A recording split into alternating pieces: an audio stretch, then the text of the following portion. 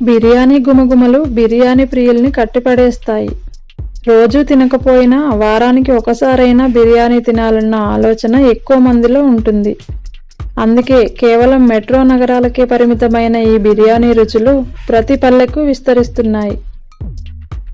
తాజాగా బిర్యానీ గుమగుమలతో వరంగల్ కేంద్రంగా ప్యారడైజ్ తన 43వ అవుట్లెట్ను ప్రారంభించింది.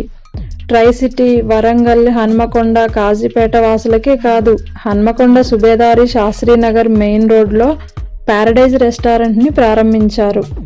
ఇక చుట్టుపక్కల వారందరూ ఇకపై ప్యారడైజ్ బిర్యానీ కోసం హైదరాబాద్ వెళ్లాల్సిన అవసరం లేదని ఆనందం వ్యక్తం చేస్తున్నారు స్థానికులు.